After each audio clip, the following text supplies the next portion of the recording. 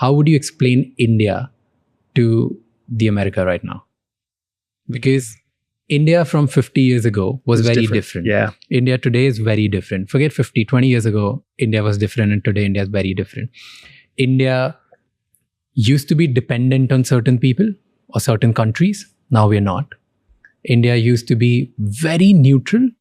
Now we still are neutral, but with our clear stance as well. Earlier, we used to not comment on anything. Now we are clear that Indian rights, Indian interests, national interests over anything in anyone's ideology. Indians have started calling out for the first time about the Western hypocrisy, about the games that United States have been playing with China, Russia, India, Pakistan. We say it out loud. Right. We are focusing on our economy. We're focusing on our citizens' interest. We're focusing on just us at this point. And that's why we're friends with everyone and we want to just trade. So today's India is different. Right. And we already spoke about RAW and CIA before, right? So we are in a much better position. How would you explain India to America's president right now? If I was director of CIA and I had a meeting with the president, I would say, there's all these countries in the world that are making noise to get attention. Russia's making noise. Ukraine's making noise. France is making noise. China's making noise. North Korea is making noise. All of the noise-making countries are not who we should be focused on. We need to focus on the quietest countries that yield the most power. And the top of that list is India. India is a quiet country. You don't create conflict. You don't argue just to argue. You are correct. You are more confident and more politically verbose than you've ever been, but only when asked. Yeah. You're not out there waving a flag and making noise just to make noise. You're not trying to get everybody to notice India. True. India is saying, we're focused on India. And when something else intersects with us, we stand our ground. And we'll make the headlines that day. But we don't make the headlines the next day. Whereas in the United States, we literally do whatever we can to make the headlines every day.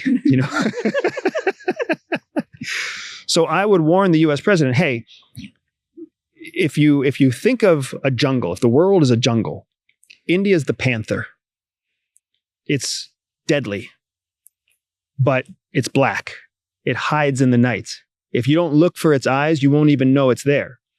And it doesn't hunt everything, but it hunts when it needs to hunt. And if you're going to hunt the panther, you need to be ready for a fight, right? That's very different than China, which is like the rhinoceros, right? It's very different than Canada, which is like the hippo. There's all these, North Korea is the snake, right? You got all these countries that kind of represent these different categories in the jungle, but there's only one that has the teeth and the claws to do real damage, but it selects when it fights. And that is India. Interesting way to describe India. What do you think is the biggest strength of India right now? And what's the biggest weakness? Two great questions. So I think one of the biggest trends in India is education. I think India understands that it has a large population that it has to educate, and it's constantly trying to find ways to expand that education through food programs, through social programs, government programs. I mean, there are so many children that are so far in rural India that are so underserved that the government understands that a big part of what makes them successful is they can take very successful Indians out of India just for 4 years for university, 2 years for a job, 3 years on a visa. And then they come back and they bring all that knowledge back to India. Because one thing I will say is fascinating about Indians. They are Indian first, right? Even if they are, what do you call them, ABCDs? American-born confused desis. Yes. Even if they're American-born Indians, yeah. They're still Indian first. Yeah. Right? And that cultural identity is very powerful. And I think the government of India understands that cultural identity is going to continue to mean that all of your successful Indians bring that success back to India. You yourself are successful worldwide. You bring that success back to India, right? You bring that reputation, you bring that wealth, you bring the currency, the tax base, you bring the business, whatever, you bring it back to India. So India is correct to be thinking that education is important. Educate more Indians, find more talent, create more talent that can go out in the world and come back and be successful again. I think one of the weaknesses in India is that they are still trying to replace existing processes. They're trying to step in and be the new manufacturing base. But wealth doesn't come from manufacturing. Wealth comes from creating high tech, high ticket price, high value solutions. The United States created their empire following World War II by being the epicenter for technological development.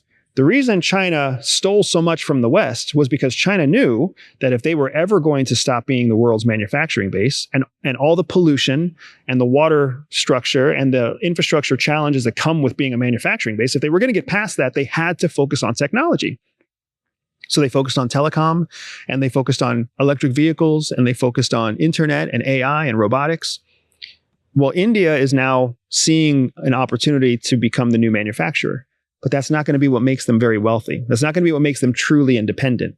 India has an opportunity to essentially create another competitor to China, because India has the kind of relationships with the United States where the United States will gladly give intellectual property to India that they would never give to the Chinese, right? They would give India the opportunity to create semiconductors so that we wouldn't have to be so dependent on Taiwan. They would give India the opportunity to manufacture fighter weapons, tanks, airplanes, trucks, avionics, drones. We would give that to India.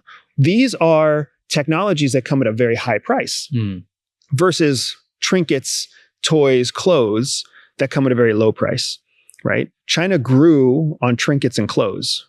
India was at the same time a competitor to China in terms of basic manufacturing, but India hasn't yet realized that it can skip a level. It can skip right to high-tech development by stealing from China, by bartering with the United States, simply by being an alternative, because the United States, above all things, doesn't want China to succeed. That's what America wants more than anything. Just don't let China succeed. So we'll help India succeed if it keeps China from succeeding. I think China knows that, and that's part of why they have increased their offensive position against India. And I think India understands it's in the crosshairs of China. So they're trying to maintain friendships with everybody, like you said. But that's a vulnerability for India. If India doesn't take a chance soon, then it's going to be stuck as the manufacturing hub of the world for the next 30 years. The air quality is going to get worse. The water quality is going to get worse. Poverty is going to get worse. You're going to keep having more children than you can educate because you simply don't make enough GDP for everybody. You keep saying that China steals from America. In what ways? China steals from America in every way. Do you think TikTok is a way to steal certain things? I do. Why? I absolutely do. But I think TikTok is more of a tool for influence than it is for theft. What the way that TikTok is used for theft is that the algorithm and the mass data collection is owned by the Chinese. So now they know what age groups are watching what content, what genders are being influenced by what messages, what gets the most likes, what gets the most dislikes, what geographic region logs in the most, what internet provider is used the most, how much time people on average spend on TikTok, which can be, expanded to how much time they spend online. Imagine if you wanted to do harm to a country. How useful is that information? How useful is it to know that there are more people using more hours of TikTok on a Verizon-based internet provider in Chicago than anywhere else in the country? How are you going to prioritize which internet provider you shut down first? Well, it's like, oh, this is easy. Let's learn how to shut down the Verizon internet server. Because if we can kill that one server in Chicago, we're going to shut down Chicago, but it's probably also going to shut down other parts of the country. That's what they get to learn. Oh, we can see that there are everybody talks about children, like 10 to 15 is what we all think of when we think about the influence that TikTok has. My concern is all the adults that are on TikTok. You know how many people recognize me from TikTok and I don't even have a TikTok account? People recognize me from TikTok because I'm on somebody else's TikTok feed. But the average person who uses TikTok, they don't realize that the content they're watching isn't always controlled by the personality that they're seeing. And they don't bother to look in the lower left corner to see who's actually creating the content. So how much influence do you have, not over 15-year-olds who have very little impact, but influence over 40-year-olds, 60-year-olds, 30-year-olds, 20-year-olds. How much of the challenge that America is going through right now culturally because of the social media age has been cultivated in part by TikTok, but in part by Meta, in part by all of the social media companies. We already know that 2016 elections were tampered with by the Russians through Facebook and through what was then Twitter. Like, they know this. So what are we doing about it? That's my answer to how is China stealing? Do I think TikTok is a tool? They steal the metadata, but then they use that metadata to create influence on the right networks. Do you also feel it can be a great spy tool? Because probably it's listening to your conversations, tracking your location. It's not a probably. It's all of social media are phenomenal spy tools. Here's a major difference. People remember the 1960s and 70s when CIA would create its own technology. We would create the SR-71. We would create drone aircraft. We would create Stuxnet and blow up centrifuges in Iran, right? We would create technologies from scratch. So now some of the best technology that we use out there isn't developed by CIA. It's developed in the open market. It's developed by innovators and engineers. One of the biggest tools that the United States uses to create new technology isn't engineering, it's investment. We can invest in a new technology, and part of that investment means they're not allowed to share it with anybody else. So that's how we can stay one